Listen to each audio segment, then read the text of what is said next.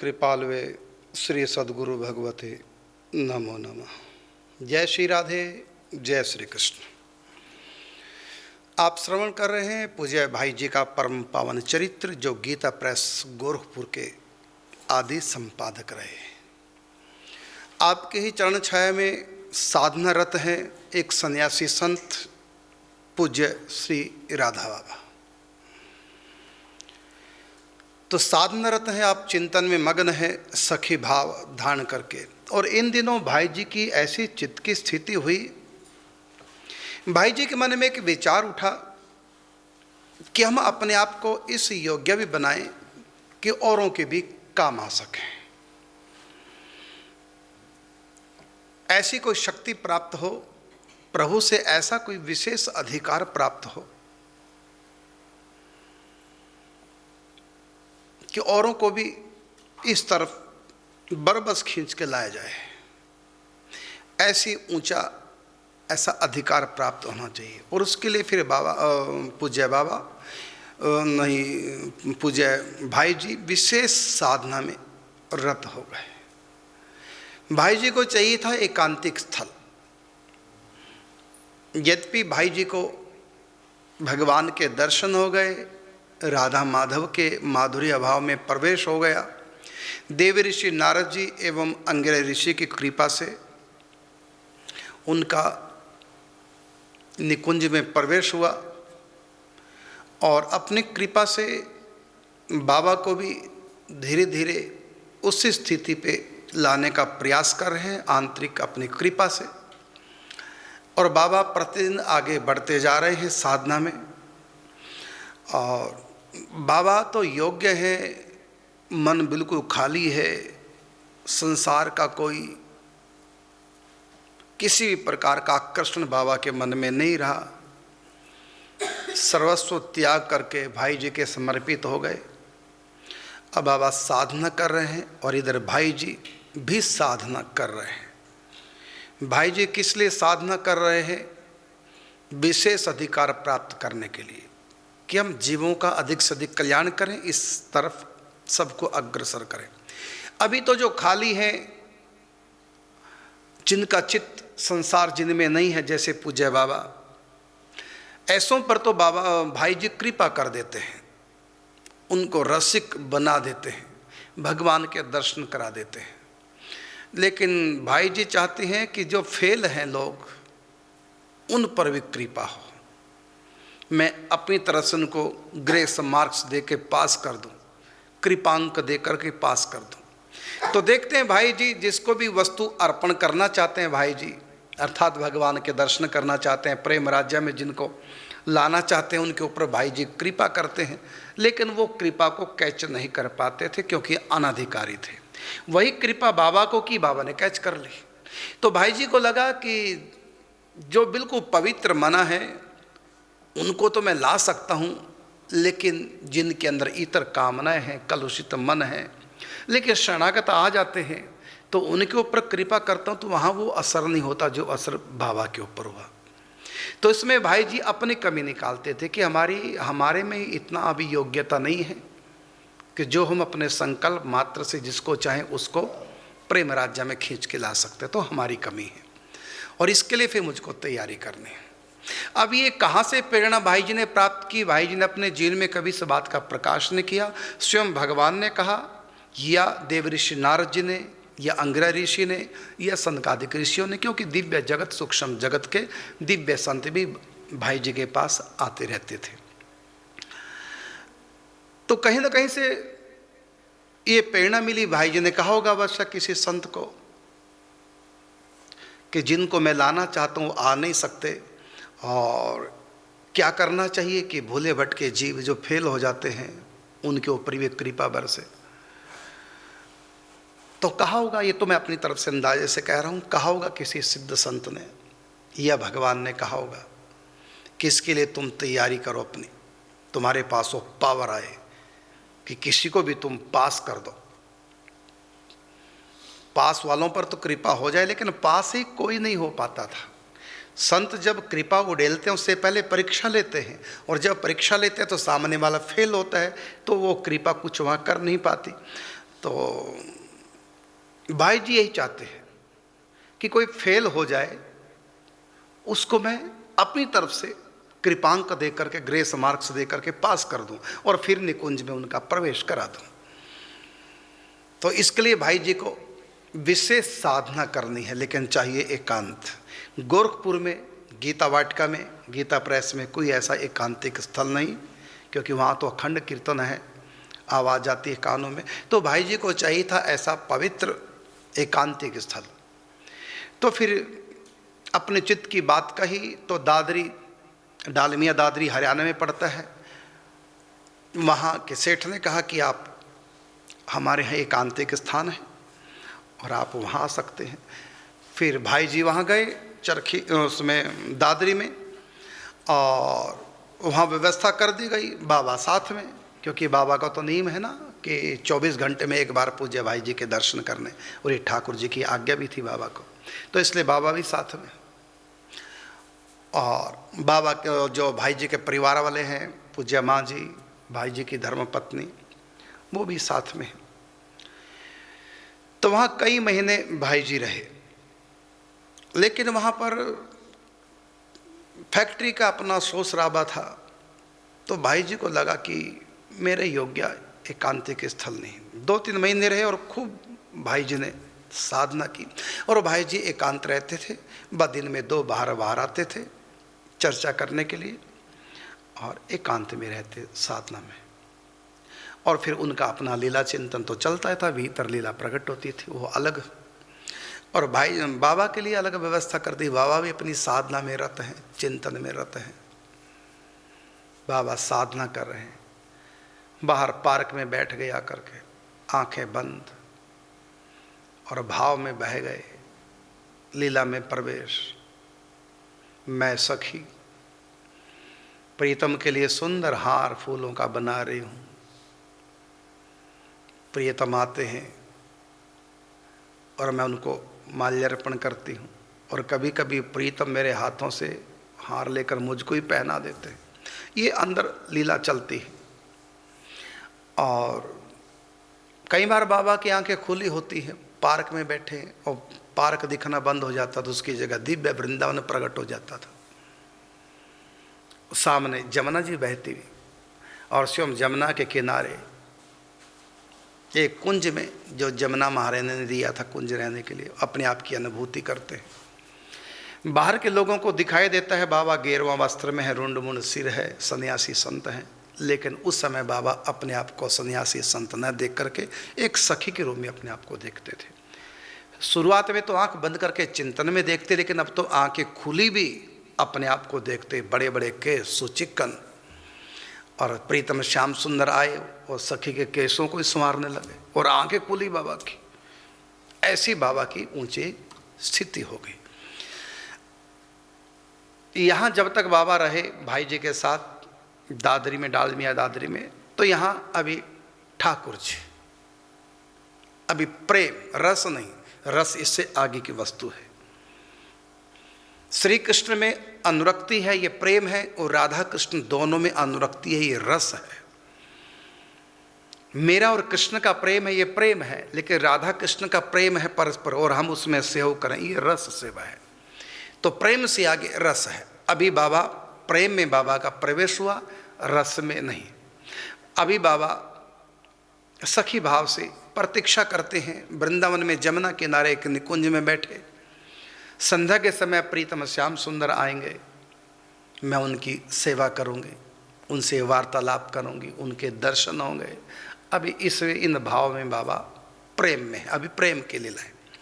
और प्रेम का अर्थ है कि हमसे श्री कृष्ण का प्रेम, पारस्परिक दर्शन, पारस्परिक वार्तालाप, पारस्परिक स्पर्श, पारस्परिक अनेक क्रीड़ाएं, ये है प्रेम।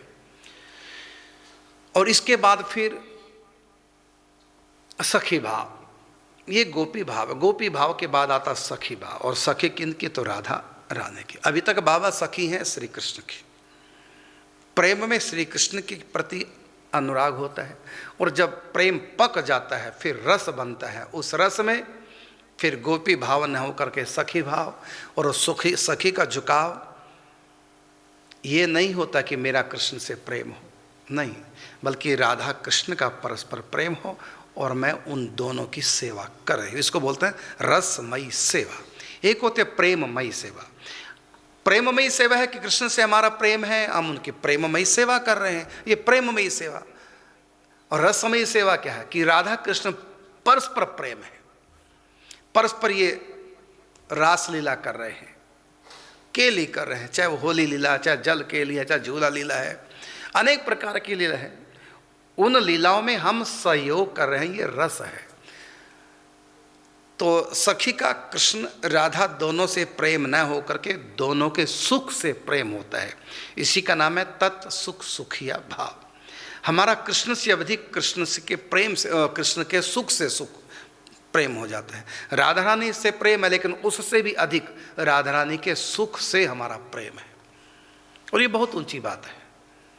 ये भाव गोपियों में भी है, यशोदा में भी है, ग्वाल बालों में भी, लेकिन वो कृष्ण को लेकर है।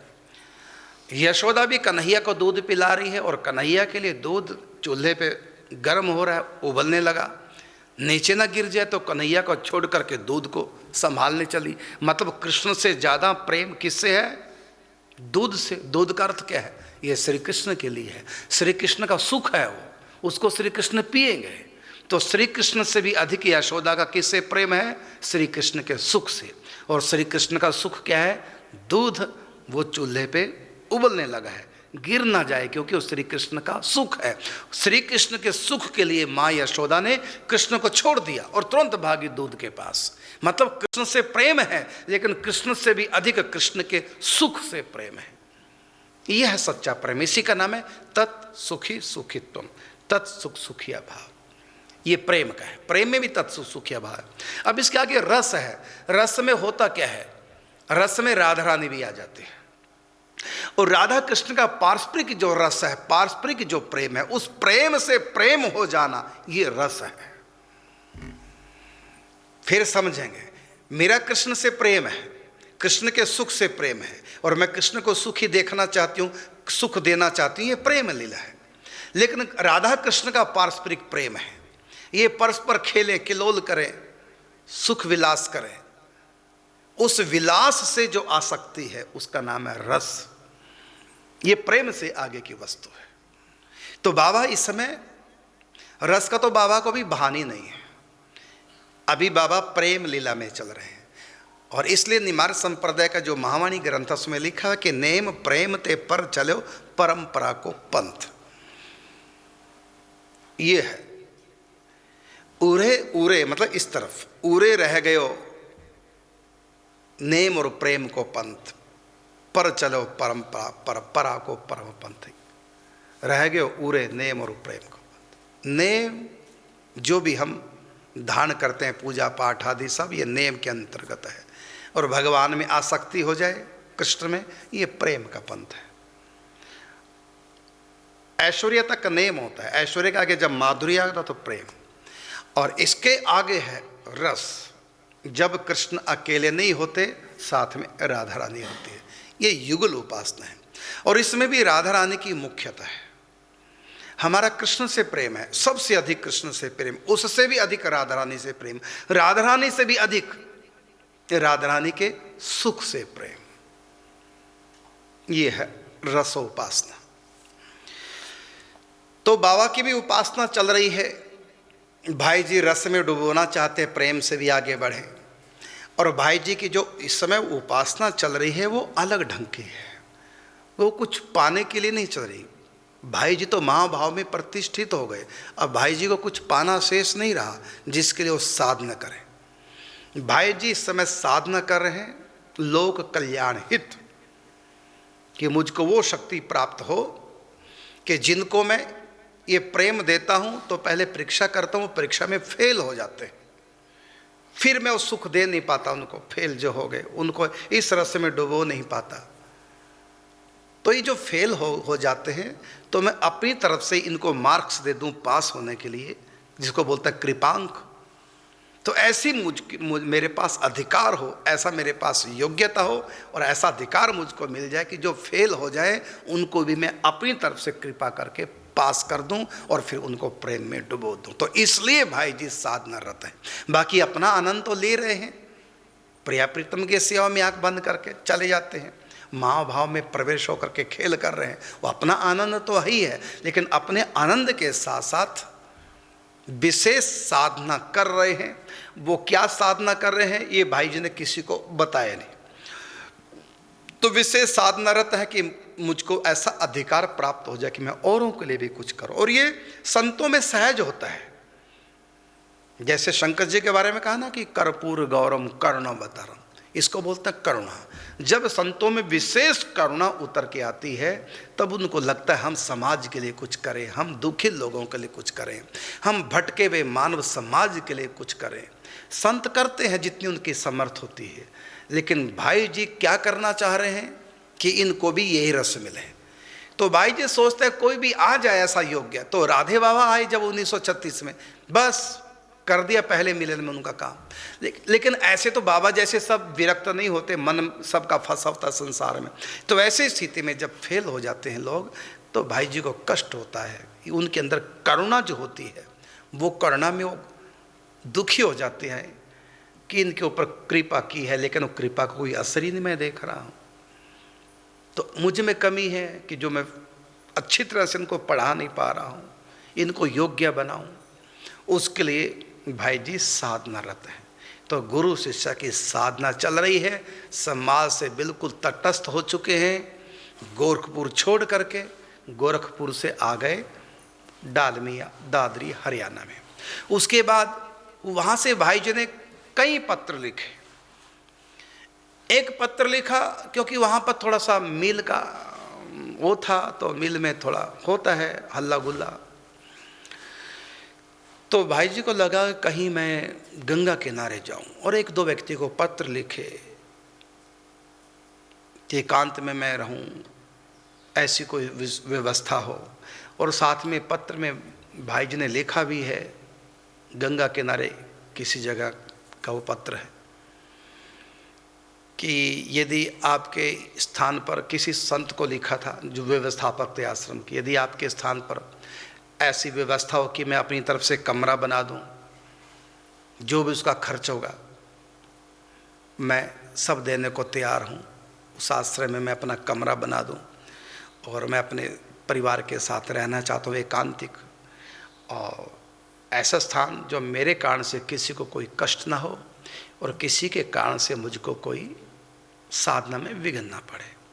ऐसा पत्र लिखा। वो पत्र हमने पढ़ा। भाई जी एक अलौकिक विभूति उसमें पत्र है, भाई जी कथामृत उसमें पत्र, दोनों में से कोई एक में वो पत्र है। मैंने पढ़ा भी, कुछ समय पहले पढ़ा था, तो उसका यही भाव जो मैंने बताया। फिर उसका उत्तर क्या मिला नहीं पता, लेकिन मेरा अंदाजा है क्योंकि वो पत्र दादरी से लिखा गया था, हरियाणा से, गंगा किनारे रहने के लिए किसी संत को आश्रम कि मैं आना चाहता हूँ अपने परिवार सहित एकांतिक भजन चिंतन के लिए। लेकिन उसके बाद बाबा वहाँ नहीं, भाई जी वहाँ नहीं गए, गंगा किनारे चले गए रत्नगढ़ अपनी पैतृक गांव में। तो इसका अर्थ ये हुआ कि पत्र जो भाई जी ने लिखा उसका उत्तर यही आया होगा कि यहाँ ऐसी कोई व्यवस्था नहीं है, इसलिए भाई जी चाह कर भी गंगा किनारे नहीं जा सके। फिर वहाँ से शोर शराबे से दूर एकांतिक रत्नगढ़ जो पैतृक अपना गांव है भाई जी का राजस्थान में, तो वहाँ चले गए। और भाई जी जहाँ जहाँ जा रहे हैं कार्यालय भी भाई जी के साथ साथ चलता है, क्योंकि भाई जी गीता प्रेस के गोरखपुर के संपादक हैं, लेख लिखते हैं और लेखों को देते हैं कल्याण पत्रिका के लिए और विशेषांकों के लिए, और साथ में प्रूफ चेक करते हैं, फिर डाक के द्वारा वहाँ भेजते भी हैं और लोगों को भी पत्र लिखते हैं। तो भाई जी वैसे एकांत नहीं रहते थे, तो बाबा भाई जी के पास गोरखपुर का कल्याण संपादक का पूरा स्टाफ साथ में रहता था। फिर उस सब स्टाफ को लेकर के पहुंच गए रत्नगढ़। वहाँ भाई जी एकांतिक कमरे में चिंतन भजन में और अपने नियम में, इधर बाबा भी अपना चिंतन भजन में नियम में। एक दिन की घटना, एक बालक नटवर 11 वर्ष का बच्चा जब वो 9 वर्ष का था बालक, तो उस बालक ने चूरू में वार्षिक जो उत्सव होता था ब्रह्मचारी आश्रम में, तो बाबा को देखा, तो बाबा के प्रति इतना ज़्यादा उस बच्चे का, 9 वर्ष का बच्चा, अपनापन। ये कौन थे 9 वर्ष के? ये थे गोस्वामी चिमनलाल जी के भांजे, उनकी बहन के पुत्र, जो कल्याण कल्पतरु के संपादक थे, जो इंग्लिश में कल्याण निकलती थी। जैसे हिंदी में कल्याण निकलती है, ऐसी इंग्लिश में भी एक कल्याण निकलती थी विदेशों के लिए। तो उसके संपादन कार्य का संपादक थे गोस्वामी चिमनलाल जी। उन्हीं का भांजा 9 साल का, जब पहली बार बाबा को देखा मंच पर चूरू राजस्थान में, तो उसी समय उसका बाबा के प्रति आकर्षण हो गया उस बालक का। उसको लगा कि तो अपने के भी अपने होता है, किसी जन्म का संयोग। उसके बाद 2 साल के बाद फिर रत्नगढ़ में जब बाबा पहुँचे, वो बालक गर्मी की छुट्टियों में अपने मामा जी के पास आ गया, गोस्वामी चिमनलाल गोस्वामी जी, जो भाई जी के बड़े नज़दीकी थे और कल्याण कल्पतरु के संपादक थे, कार्यालय में काम करते थे। तो मैंने कहा ना कि भाई जी के साथ पूरा कार्यालय भी साथ आ गए। तो गर्मी की छुट्टियों में वो बालक अपने मामा जी के पास आया। अब उसको लगा पता कि वो बाबा भी आए हुए हैं। वो भाई जी को भी मामा जी कहते थे, बड़े मामा जी की। बड़े मामा जी के साथ वो बाबा भी आए थे, जो मैंने 2 साल पहले देखा था। बड़े अच्छे बाबा हैं, चलो मिलता हूँ। तो अब 11 वर्ष का बालक हो गया, गर्मी की छुट्टियों में मामा जी के पास आ गया, चिमनलाल गोस्वामी के पास। अब लगा पता अमुक कमरे में है। बिना किसी के बताए बच्चा चला गया। भीतर बाबा चिंतन में बैठे और बाहर से द्वार बंद, लेकिन भीतर की कुंडी चिचकनी नहीं लगी थी। जो ही हल्का सा दबाव दिया तो दरवाज़ा खुल गया। पहचान लिया ये बाबा, और बाबा से इतना उसका बालक का प्रेम। बाबा के सामने बैठ गया और बाबा आंखें बंद, बंद क्या, नीचे देख रहे थे, नाक के सिर में नीचे, और बैठे थे आसन पर। और भीतर कहाँ बाबा, शरीर से कहाँ है रत्नगढ़, और भीतर से सखी हैं जमुना किनारे बैठे अपने श्याम सुंदर की प्रतीक्षा में। और श्याम सुंदर संध्या के समय आएंगे, उनके लिए गजे तैयार कर लिए, फूलों के हार, पान बीड़ा तैयार कर लिया, सब तैयारी हो गई। और ये प्रतिदिन का था, और उसमें सहयोग वृंदा सखी और जमुना महारानी करती थी। अब वो सखी बैठी प्रतीक्षा में, व्याकुल है, एक एक क्षण उनका योगों के समान कट रहे हैं। त्रुटिर्युगायते त्वाम पश्यता, 24 घंटे में एक बार कृष्ण के दर्शन होते थे। अब उनकी आंखों में विरह के आंसू, इस सखी के, और बाहर से बाबा की आंखों में भी झरझर आंसू बह रहे। बाबा भीतर विरह में, कई बार बाबा कांपने लग जाते थे, कई बार पूरा पसीने से लथपथ हो जाते थे। ये प्रेम के अष्ट सात्विक भाव शरीर पे आ जाते हैं। अब ये बालक सामने बैठा देख रहा है, उसको लगा कि बाबा को कोई भूत लग गया। हमारे यहाँ भी जब किसी को भूत लगता है तो ऐसे ही होता है। बाबा को भूत बहुत तंग कर रहा है, कोई भूत है भीतर।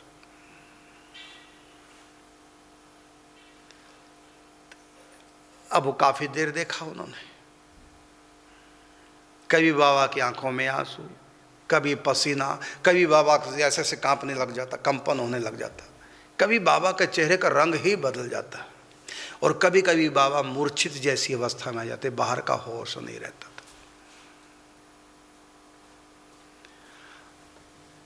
और इस प्रकार घंटे तक बालक बाबा को एकटक देखता रहा। और जब आंख खुली बाबा की, मैंने प्रकृतिस्थ हुए देखा सामने बालक बैठा, ये कैसे आ गया अंदर, बाबा ने सोचा। और कहा कि बाबा आपको क्या हो गया था, आपको क्या हो गया था? तो बाबा के मुख से निकल गया, मुझको भूत लगा था, मुझको भूत लगा था। तो कब लगा ये भूत? कहते जब मैं गोरखपुर आया था आज से 4-5 साल पहले गोरखपुर आया था, और जब मैं हनुमानगढ़ी रहता था राप्ती नदी के किनारे, तो वहाँ से भूत लगा। कहते बाबा आपको भूत इसलिए लग गया क्योंकि आप कंठी नहीं पहनते। देखो मुझको भूतों से डर नहीं लगता, मेरे गले में कंठी है। वो बच्चा बोला, है ना। और कहते हैं कि देखो वहाँ तो भूत था, अब तो भूतनी भी आ गई है। भूतनी का मतलब राधा रानी। अब बच्चों की भाषा में कह रहे हैं, अब बताना भी नहीं और बता भी दिया, क्योंकि बाबा के बच्चे इसी भाषा को समझते हैं। नहीं तो पूछेंगे आपको क्या हो जाता, तो बाबा ने कह दिया भूत लग गया।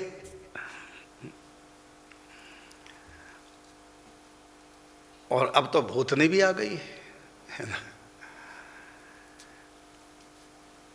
और ये बालक बाबा से ऐसे खुल गया। एक दिन की बात, फिर आ गए कमरे में बच्चा, बाबा साधना में बैठे।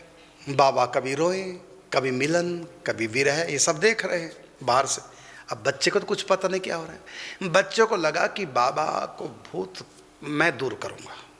एक तो बाबा के गले में कंठी नहीं है, जिसके गले में कंठी है उसको भूत लगेंगे।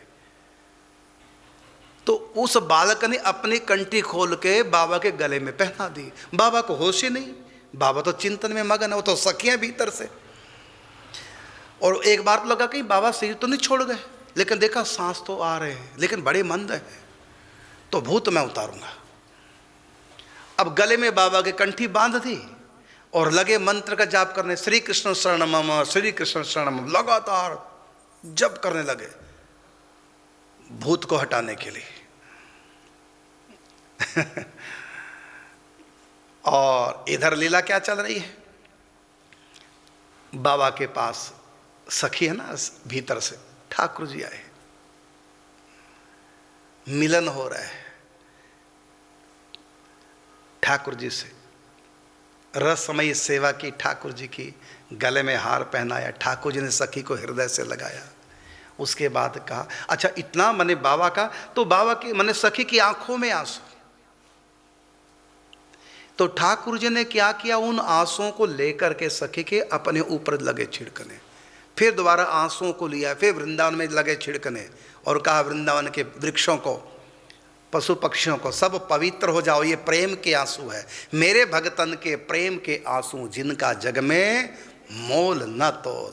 इन आंसुओं से मैं भी रसमान हो जाता हूँ। ये रस के आंसू, ये आनंद के आंसू है। तो भीतर ठाकुर जी उस सखी के आंसुओं को ले लेकर, जो मिलन के आंसू थे, तो अपने ऊपर छिड़क रहे हैं और पशु पक्षियों पे, वृक्षों पे छिड़क रहे हैं। और इधर बाहर क्या खेल हो रहा है, बाहर हो रहा है कि जो बालक है, जब बाबा के आंसू आए तो कहा कि मैं तो मंत्र जप करता हूँ और फिर कंठी बंधवा लूँगा, ये भूत भूतनी मेरा कुछ नहीं कर सकते। बाबा की अलाए बलाए मैं अपने ऊपर ले लेता हूँ। उन आंसुओं को लिया बाबा के और अपने ऊपर लपेटने लगा। जो लीला अंदर चल रही है वही लीला बाहर। और इधर श्री कृष्ण शरणम मम, श्री कृष्ण शरणम मम। अब तो मैं फिर लगा बच्चा सोचने, अरे अरे भूत जाना नहीं चाहिए। क्यों? क्योंकि एक दिन बाबा ने मुझको कहा था, हम बाहर जब गए थे घूमने, तो बाबा ने कहा था कि अब भूतनी, मैं तो भूतनी मुझको तो खा गई, अब मेरी जगह भूतनी रहने लग गई है। इसका मतलब बाबा की आत्मा तो खा गई वो भूतनी, अब बाबा की जगह भूतनी है। यदि मैंने मंत्र जंतर करके भूतनी को भगा दिया तो बाबा तो डेड हो जाएंगे, मर जाएंगे, क्योंकि बाबा तो चले गए, मर गए। मैंने वो बच्चा सोच रहा 11 साल का कि बाबा तो मर गए, बाबा ने बताया, तो उसकी जगह भूत नहीं है। बल्कि बाबा मौन थे ना। एक बार की बात, जब घूमने गए तो ये बच्चा बाबा के साथ लैट्रिन जाता था बाहर घूमने के लिए, तो बाबा मौन थे। तो बाबा लिख करके रेत पर ही बताया कि मेरे अंदर जो है वो भूत नहीं, भूत बोलता है, मैं कुछ नहीं करता, मेरी आत्मा तो कब से मर चुकी है, उसकी जगह भूत नहीं है। तो अब ये बालक सोचता कहीं भूतनी बाबा के अंदर से निकल गए तो बाबा तो शव रह जाएंगे। इसलिए कहा भूतनी तुम अंदर ही रहो, भूतनी जो मेरे बाबा जीवित तो रहेंगे, बस मेरे बाबा को तंग नहीं करना। और इधर जब बाबा प्रकृतिस्थ हुए तो जो सीन अंदर था, ठाकुर जी अपने ऊपर आंसू चुपड़ रहे थे सखी के, वही बाहर से ये बालक बाबा के आंसू लेकर के अपने ऊपर चुपड़ने लगा। जो लीला अंदर वही लीला बाहर।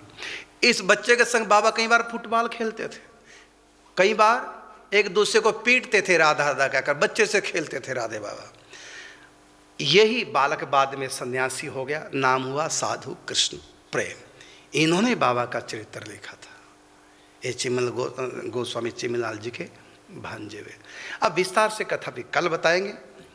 बालक का और बाबा का पारस्परिक क्या संबंध था, कैसे खेल इन दोनों के साथ चले। समय हो चुका है, अब आपको मिलेंगे फिर कल। तब तक के लिए चाहेंगे आपसे अनुमति। जय श्री राधे, जय श्री कृष्ण।